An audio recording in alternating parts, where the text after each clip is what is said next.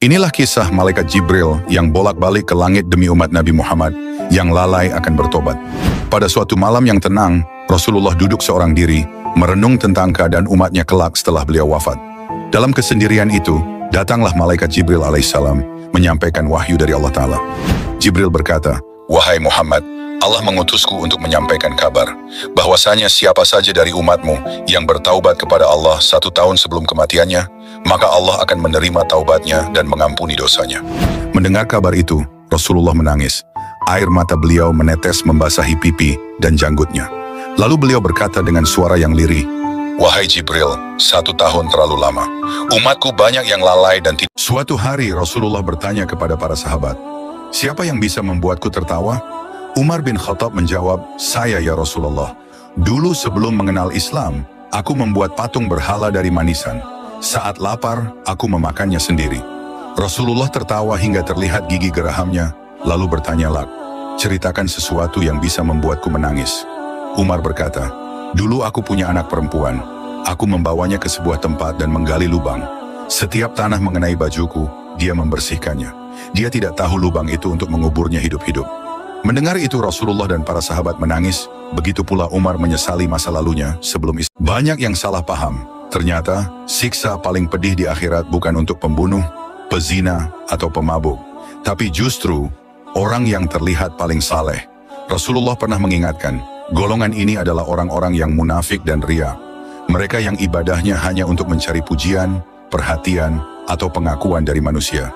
Dengan penampilan yang terlihat alim, mereka dinilai sebagai orang beriman. Namun hati mereka kosong dari keikhlasan. Tujuan mereka bukan ridho Allah, tapi dunia. Allah memperingatkan, amal ibadah seperti ini akan hangus tak bernilai di akhirat. Dan siksa mereka adalah, inilah beberapa keutamaan membaca sholawat yang sering diabaikan. 1. Balasan langsung dari Allah. Allah sendiri yang akan membalas sholawatmu dengan kasih sayangnya. 2. Rasulullah menyambutmu dengan penuh cinta. 3. Malaikat pun turut membaca sholawat. Ibadahmu diliputi doa para malaikat. 4. Derajatmu diangkat di sisi Allah dan pahala yang terus mengalir. 5. Mendapatkan ampunan. 6. Akan mendapat syafaat Rasulullah di hari kiamat. 7. Kefakiran akan terhapus dan hidupmu penuh berkah. Semoga kita senantiasa dalam lindungan Allah Subhanahu wa Ta'ala.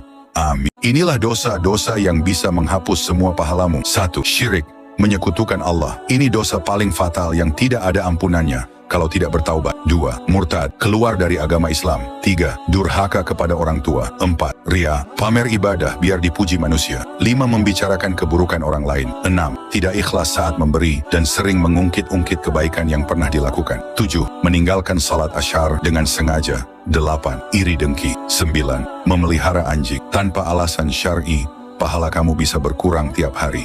10.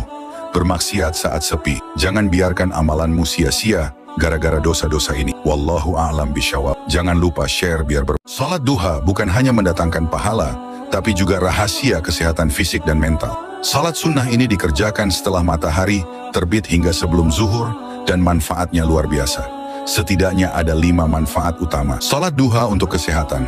1. Melancarkan peredaran darah, bikin badan lebih segar dan sehat. 2. Meningkatkan daya tahan tubuh. 3. Membuat wajah bercahaya dan memancarkan aura positif. 4. Menghilangkan stres, menenangkan jiwa, pikiran lebih damai.